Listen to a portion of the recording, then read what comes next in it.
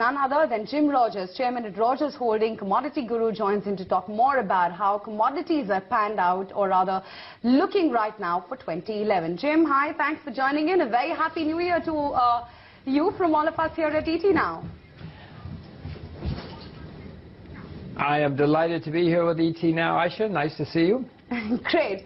Let's start off with the questions then. Jim, in our last interaction, you said, or rather you told me specifically, eat rice with silver chopsticks. Are you still bullish on rice and silver? Well, I hope you did it, Aisha. I hope you went and bought some rice, and I hope you went and bought some silver. They've both gone up since then. Well, I still own my silver chopsticks, and I still own my silver. I'm not sure I would buy it today.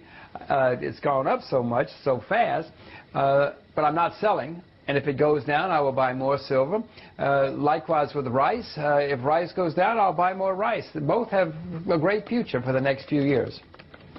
Right, Jim, now oil demand, that's been increasing at almost twice the pace of what supply is bringing in, and that's been spurring a number of forecasters to predict that the second highest price on record will be seen in 2011. Would you agree with that? Wait, the second highest price of what in 2011? The second highest price that the market has ever seen is what is likely to be seen in 2011, is what a number of people predict. Well, I think we were possibly going to see some of the highest prices we've ever seen in many commodities in 2011. I'm not very good at market timing, and I certainly cannot tell you which ones and when. You should watch ET Now if you want to get market predictions of who's going to be the best and when. You have people on every day who can answer those kind of questions. But I'm still very optimistic about all real assets, commodities. Governments will continue to print money. We have shortages developing of everything, and that's going to continue. Jim, let's talk about sugar, because there is a big disparity between Indian sugar prices and NY bought contracts. Do you see Indian sugar prices now tracking the New York values in the short to medium term, or vice versa? Well, I know that there's shortages of sugar developing in the world. You know, sometimes Indian markets are a little bit distorted because your politicians have a peculiar view of how the world should work. There are shortages developing. Sugar prices are going to continue to go higher over the next several years. Which one leads? I don't know. It really doesn't matter to me. I happen to own international sugar, you know, sugar outside of India, but the shortages are developing. So whichever sugar you own, you're going to make money over the next few years. Maybe not today, because it just made new highs, new 30 or 40-year highs. But don't sell your sugar. Right now, Jim, again, on the fact that real interest rates are still in negative territory in most countries, and a number of central banks having no exit strategy, do you believe gold and silver are actually going to gain much further in that context? Central banks around the world scare me. I mean, they're all doing, not all, but many of them are doing foolish things, and we're going to have serious problems down the road. I don't know how they plan to get out of what they're doing. You know, the Central Bank in America has spent huge amounts of money. I don't know how they're going to get out of this problem without causing serious problems for everybody. I think I lost my connection. Hello, are you there? Yep. Jim, go ahead. ET Now? Yes, I can hear you, Jim. Can you hear me clearly? I said the wrong thing. Okay, I think we've lost the connection over there. We'll try and patch back. But yes, silver and rice is something that Jim Rogers is still bullish on, though he is amazed by the price of appreciation, or rather the pace of appreciation that he has seen in silver, but he continues to maintain a hold when it comes to rice, silver as well as sugar. He is still optimistic when it comes to the commodity space. We will try and patch back that link and chat a little bit more about where he sees commodities panning out in 2011. Quick trading check then on what is happening right now with our equity markets.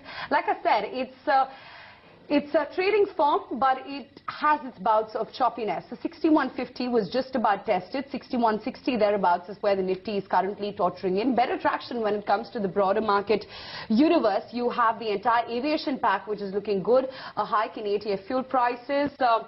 which may actually lead to airliners actually passing it on to consumers. So that is auguring well for the entire pack right now. You've got JSW Steel, Apollo Tyres is looking strong, JP Associates, Indian Hotels, and then of course the entire textile pack as well is holding up pretty well. So names like Arvind, Escomars, all these stock prices are looking good. Okay, can we go back to Jim? Jim, hi, can you hear me? Yes, I do hear you. I do hear you, Aisha.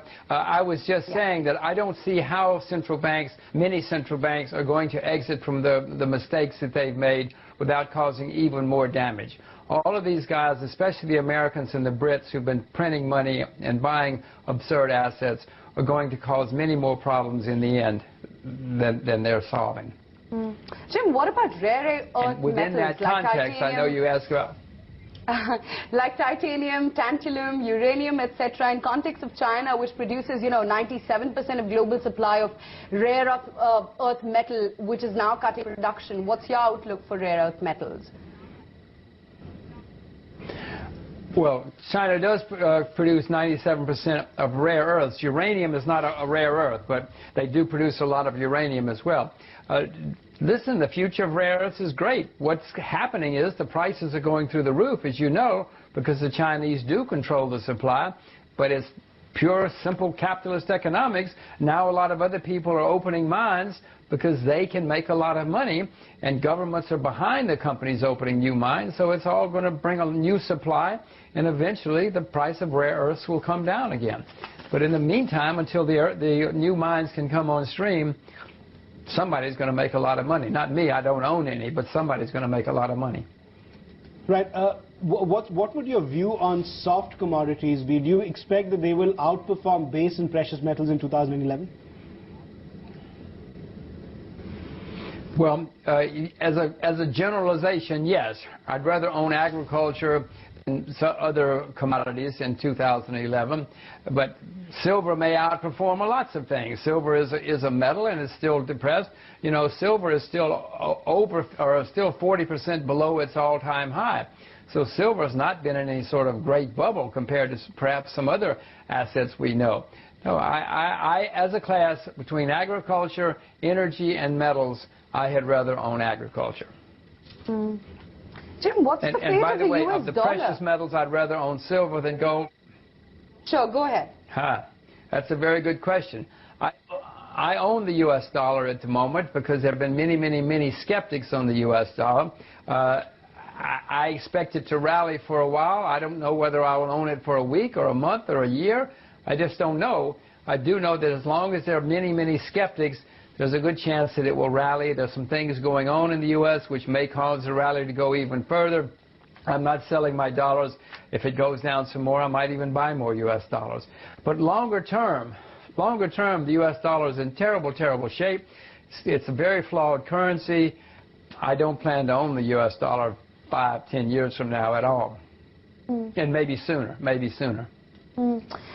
Jim, 2010 saw record inflows when it came to emerging markets, especially Indian equities. Do you think prospects now would remain bright for 2011 as well, now that the developed markets are picking up, the likes of U.S.? Well, I don't own shares in many places anymore, including emerging markets. Most emerging markets got terribly overexploited. I have sold short an ETF, which invests in emerging markets, as a matter of fact. My way to participate with what's going on is to own commodities, because if the world economy gets better, commodities will do very well because of the shortages. If the world economy does not get better, I still want to own commodities because governments are going to print more money. It's the wrong thing to do, printing money, but that's all they know. So whenever they print money, it's good for real assets. So either way, I'd rather own commodities than shares, because I do not know what's going to happen to the world economy, and I do know many emerging markets have been very, very overexploited. Right, Jim, if you could just go back to your previous comment on the US dollar. You did say that for the time being it seems like a good currency to hold, but in the future you don't see yourself holding US dollars. What do you believe the currency to hold in a few years from now would be? Well, the only currency on the horizon that I see that will replace the U.S. dollar is the renminbi. Now, it's an absurd statement. The renminbi is a blocked currency right now. But that's the only currency that I see where I know I will make some money. I own other currencies. I own the Singapore dollar, the Japanese yen. I own I own the euro. But I'm skeptical of the U.S. dollar. I do not own the pound sterling. I see no future for the pound sterling. And the only thing I see that can replace the dollar is the renminbi down the road. But maybe, you know, if governments continue to debase paper money, we may all wind up just owning real assets. We may all have to eat rice with silver chopsticks for a long time. Right. But Jim, just going back to your comment on the renminbi, you seem very optimistic that Chinese authorities will actually let the currency go against other currencies. And would that be the reason you're saying that renminbi would be the currency to hold? Yes, I own the renminbi again, and they do, for the past 5 years, they've been opening it up more and more. In fact, just this weekend, they opened it up a little bit more. They're constantly making it more and more convertible. I think the Chinese are making a mistake. If I were the Chinese, I would make it totally convertible this afternoon. I wouldn't wait any longer, but I'm not Chinese, so they don't have to do what I say. But they are opening it up, and as it opens more and more, it will be a very attractive investment, and it might someday be an international currency. Jim, you've been a great contrarian investor as well, you know, right from commodity stocks in 2002, airline stocks in 2003, 2004. What would be your big contrarian bet for the year 2011 and beyond? Well, I guess I don't like to think in those terms, but I will tell you what I'm doing. I'm selling short United States government bonds, the long bonds. Everybody seems to be optimistic. I even started shorting them when Mr. Bernanke said he was going to buy them. I thought I was being foolish, but I am making a little bit of money right now. But as I look around the world, that's one of the few bubbles or potential bubbles that I see where one should go the other way, where there's a market. There may be a bubble in Chinese urban real estate. There's not really many ways for me to play that. But the only bubble that I see in public markets is the long-term government bond market in the United States. Right, Jim, and how would you play commodity currencies like the Australian dollar and the Canadian dollar in 2011? Well, I own both of those currencies, and I would rather own both those currencies than the U.S. dollar longer term. Buy them. If you don't own Canadian dollars or Australian dollars, I would urge you to learn something about them, because in my view, both of those currencies will continue to far, far, far outperform the U.S. dollar and many other currencies, which are not the pound sterling, for instance. They're both more or less sound economies with more or less sound governments, and commodities will continue to do well, and so those currencies should do better than most currencies.